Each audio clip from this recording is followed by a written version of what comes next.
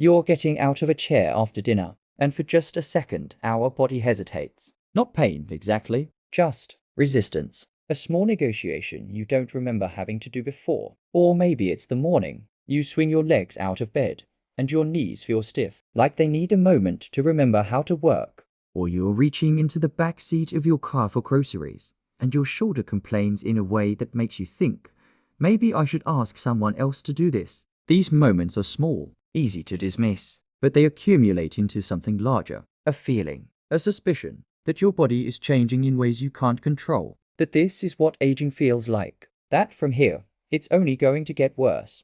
And underneath that feeling is something you might not say out loud. Fear. Fear that you're losing ground. That you will need help with things you've always done yourself. That your body, which you've lived in for 50 or 60 or 70 years, is becoming unreliable, untrustworthy. I want to talk with you today about that fear, and about the story we've all been told that creates it.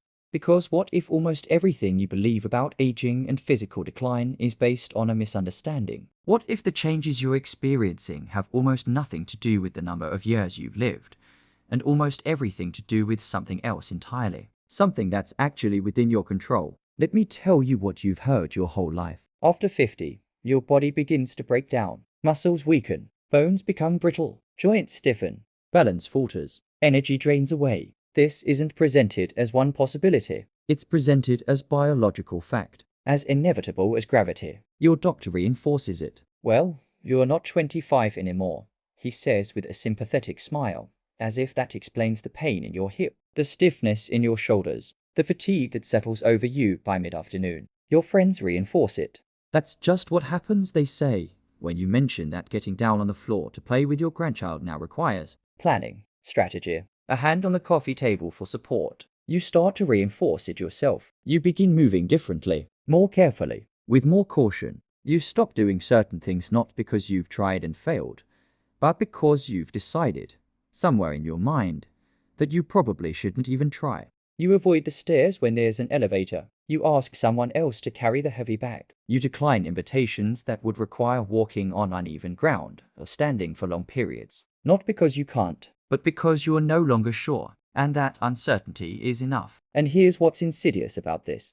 Every time you move with hesitation, every time you avoid a movement because you're not confident, you're training your body. You're having a conversation with it. You're saying, we don't do this anymore. We're not capable of this anymore. And your body, which is the most responsive, adaptive system you possess, listens. It adjusts. It becomes what you're telling it to be. Cautious, limited, fragile. But here's what nobody tells you, that adaptation has nothing to do with how many years you've been alive. Your body at 60 is not a broken version of your body at 30. It's an adapted version, shaped by 60 years of specific patterns, specific demands, specific conversations between what you ask of it and how it responds. If you've spent the last 20 years sitting in chairs most of the day, walking on flat surfaces, avoiding anything that challenges your balance or your range of motion, your body has adapted to that life. It has become efficient at exactly what you've asked it to do, which is very little.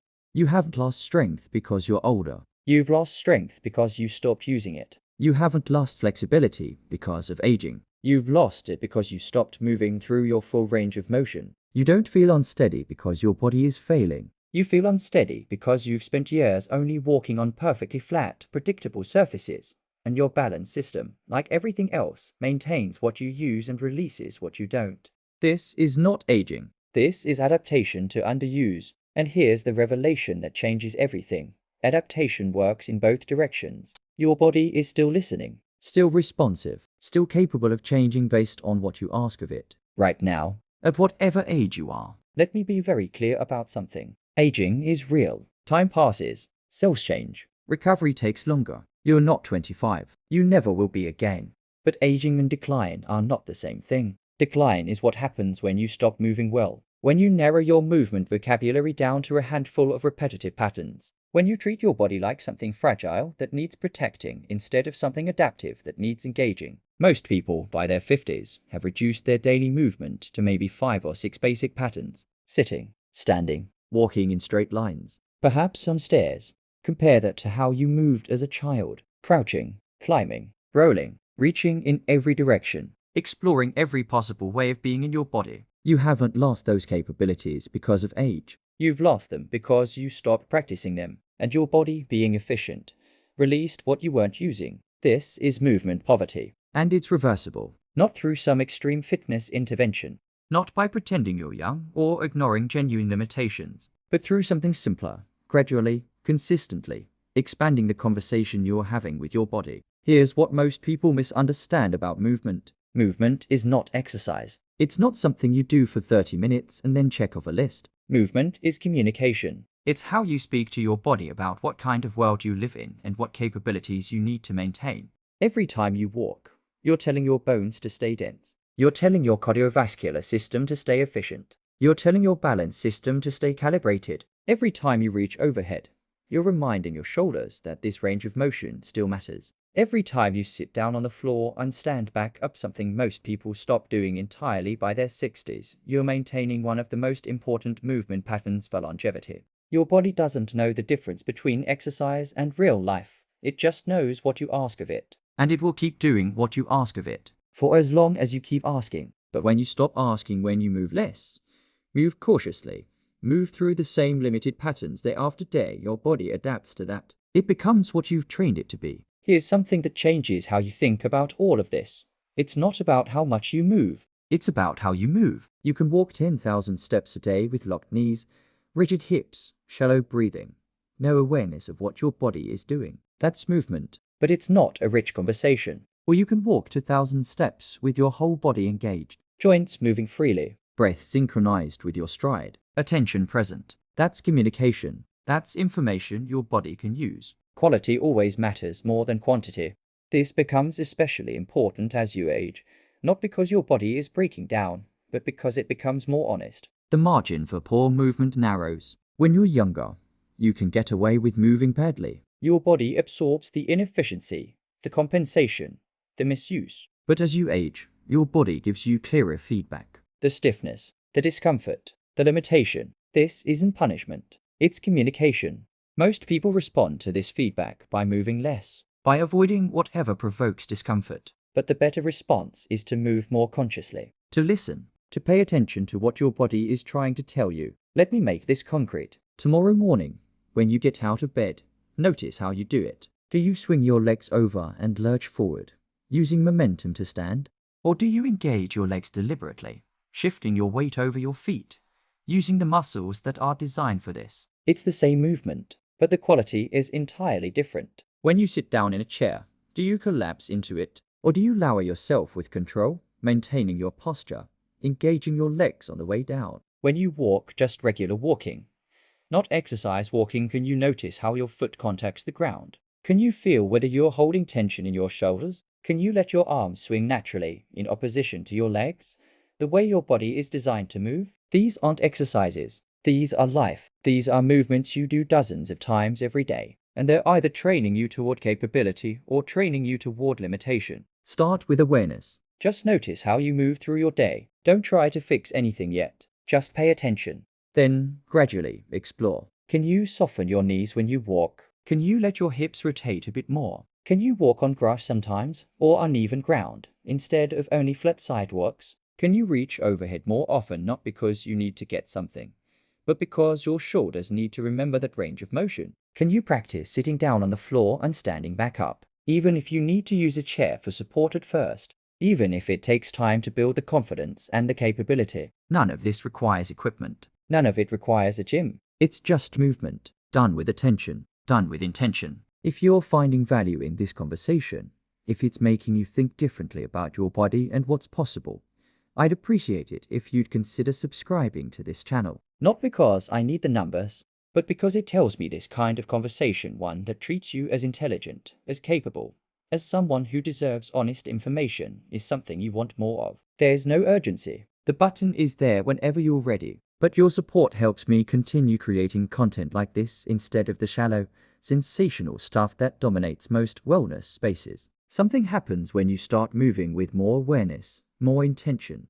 Your body begins responding, not in weeks, sometimes in days. You notice that the stiffness you felt in your knees in the morning starts to ease, not because you took a supplement or tried a new treatment, but because you started moving your knees through their full range more often, with more attention. You notice that getting up from a chair feels easier because you've been practicing it consciously, because you've been engaging the muscles that are meant to do that work. You notice that you feel steady on your feet because you've been challenging your balance system again, walking on uneven surfaces, standing on one foot while you put on your shoes. But something else happens too, something less tangible, but more important. You start trusting your body again. That hesitation you've been carrying, the uncertainty about whether you can do something, whether you should even try it, begins to fade. Not because you've suddenly become younger, but because you've re-established communication. You know what your body can do. You're not guessing anymore. You're not performing the role of a fragile older person. You're just you,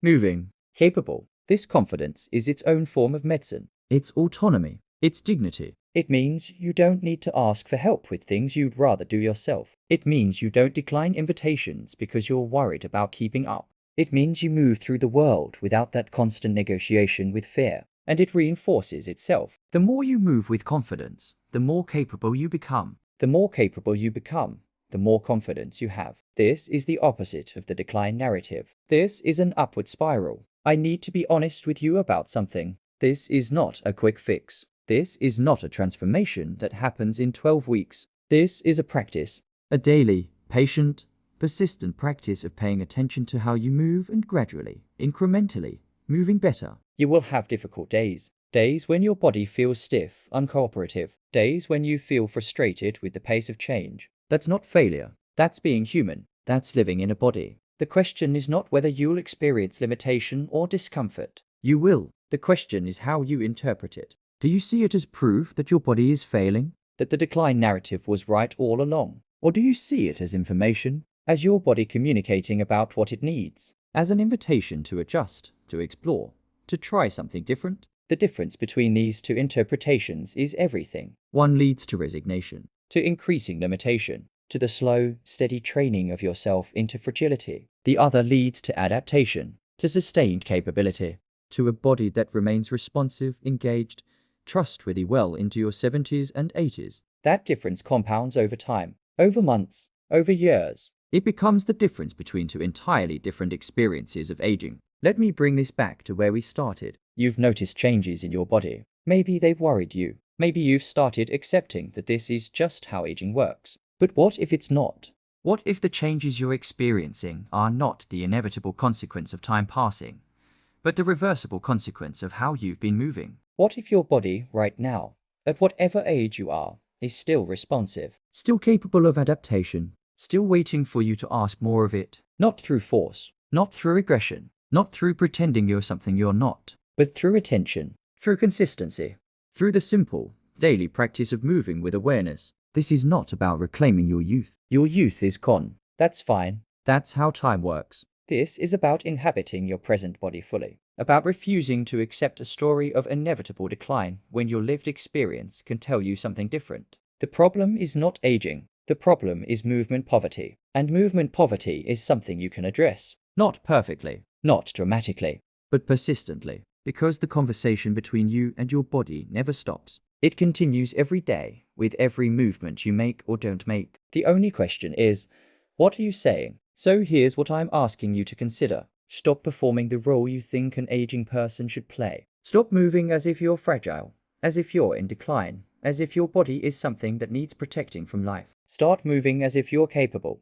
as if your body is still responsive, as if the conversation is still rich with possibility. Walk with attention, sit and stand with intention, reach, twist, bend, balance, not as exercises to complete, as ways of being in your body. Notice what feels easy. Notice what feels challenging. Don't judge either one. Just notice, and then, gently, with patience, expand what's possible. This is not a miracle. It's not a secret. It's simply the reality that your body responds to how you use it. And that response is available to you, right now, at any age. The narrative of aging as inevitable decline is not just incomplete. It's stealing from you, your confidence, your autonomy, your trust in your own body. You can choose a different narrative, not through wishful thinking, but through action, through daily practice. Aging is not decline. Aging is adaptation. And what you're adapting to is still, largely, within your control. The conversation is always available. You just have to choose to engage. And what you're adapting to is still, largely within your control. The conversation is always available. You just have to choose to engage.